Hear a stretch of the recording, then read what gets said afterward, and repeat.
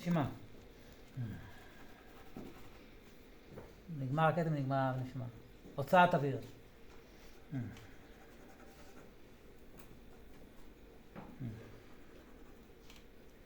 מה הבעיה בקטעים האישיים? הקטעים האישיים מפרידים אתכם מהעולם. מפרידים אתכם מהצורה של האובייקט.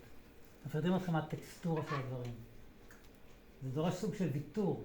כשעושה קטע אישי אתה מוותר על סוג של חיבור עם העולם. אתה משקר. אתה זורק כאלה דברים לעולם. שהם לא של העולם, הם לגמרי שלך. אז זה מין סוג של ויתור כזה, ולכן קצת קשה לעבוד בקטעים אישיים. אוקיי? לכן, כן, קשה לה. אוקיי.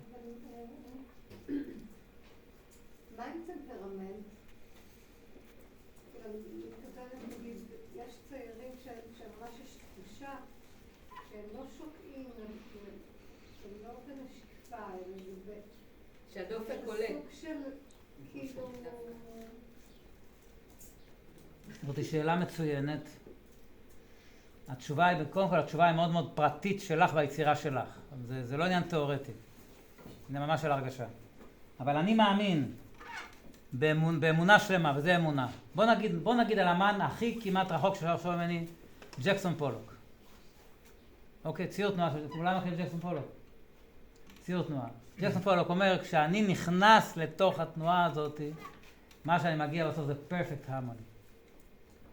perfect harmony. בסוף זה perfect harmony, מקושקש, בסוף פולוק עושה, קטע מתפשט ענקי אחד על הנייר, על הבד שלו. הוא זורק וזורק וזורק וזורק עם כל הדבר. בסוף זה שלווה. זה perfect harmony. על כל הזה. ואני יכול גם למלא את זה ככה.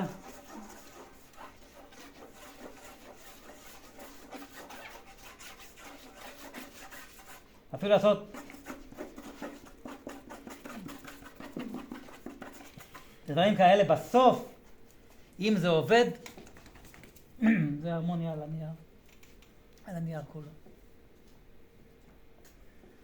אני לא יכול לעשות את זה, זה חנק אותי.